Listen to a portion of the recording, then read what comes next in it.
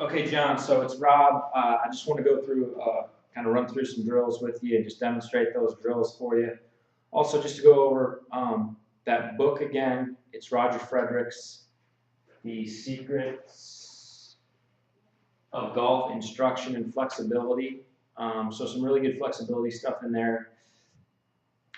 To me, a little loose on the connecting the dots, meaning some dots that were where I think are pretty far apart. He was making it seem like that connection was really close and simple, and also permanent or always, and I don't know if I agree with that. So, but I thought that was a good one. The app is UberSense, UberSense.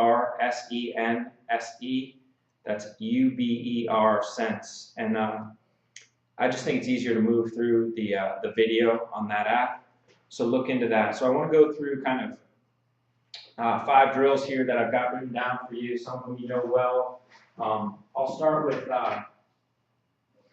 these are all kind of stuff you can do in your apartment. So I'll start with the short club drill. And so we grip down on the club quite a bit.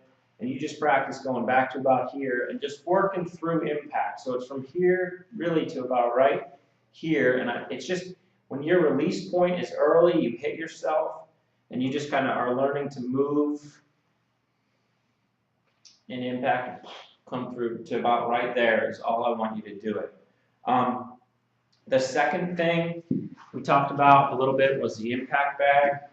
And so if you're the mirror, right, you don't have to hit the bag hard, but I want you to work feeling like your body is more opened up to the target at impact. So when I'm hitting this bag, my belt buckle's more turned, my sternum's a little bit more rotated, and my eyes are definitely not kind of here. As you do this, and again, positioning of the bag, it should be up kind of opposite your front foot or just outside your left foot.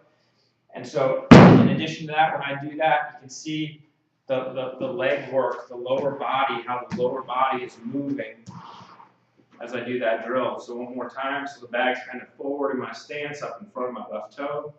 And again, I'm just working on trying to feel like when I strike the bag, my belt buckle's facing that way. Okay? So I know you have an impact bag, so that's a good one. The next one, and this one here is more for,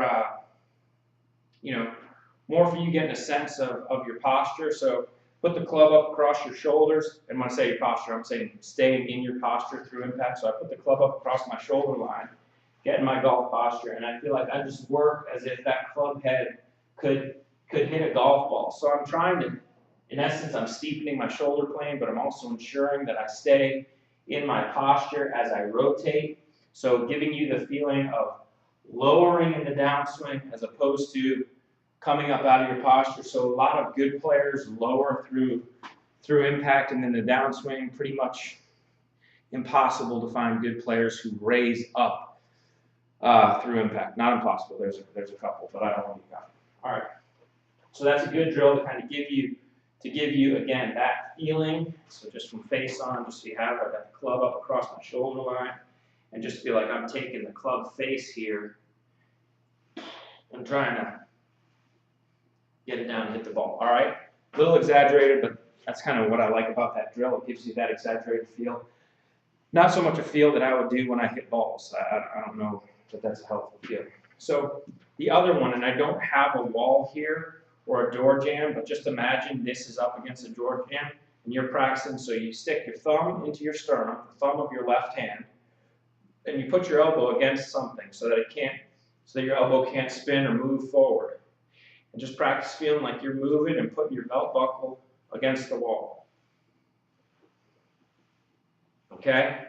And then the last one is, hopefully you can see me and hear me back here, but I just lightly put my backside against the wall, fold my arms up over my shoulders, kind of feel like I push into the wall with my right butt cheek, and then hit it hard with my left.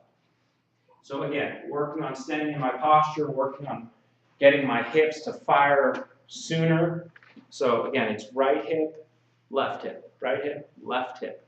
And from this perspective, I'm trying, the wall is helping me to keep my hips deep that way. So on your videos, we see you start to get where your hips thrust forward and they stop rotating as they thrust forward. So it's kind of getting that right hip deep and then feeling like you get that left hip deep.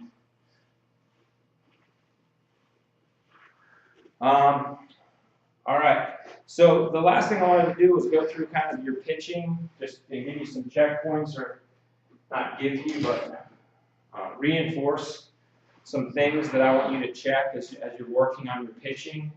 So kind of the hip high to hip high. So when you go through on these, chipping's great too. You know, when you go through on these, I want you to check your arms, your left arm, and your belt buckle. You know, so you're hitting little shots, and for you, the club is moved a lot more for you with your pivot than with your hands at this point. So we talked a lot about that release and kind of your I don't want to say misconception, but your almost belief that releasing it makes it go faster. And it doesn't. Releasing helps you to hit it not solid. So, you know, feeling like this right through here, this is the driver of speed. So if I want to hit a little shot further, I pivot faster. Same little shot if I want to hit it smoother. The pace of my pivot slows down, but again, noticing the right knee, noticing the belt buckle, noticing as I go through, there's no gap out between my knees. That's the sign of the hips thrusting. So when that left hip works back behind me, it helps to take the club on playing left, helps to get that tightened up. That's kind of all I got, man. So email me if you have any questions. You got my email, you got my phone. But just keep me posted how you're doing. All right, bud? Thanks again.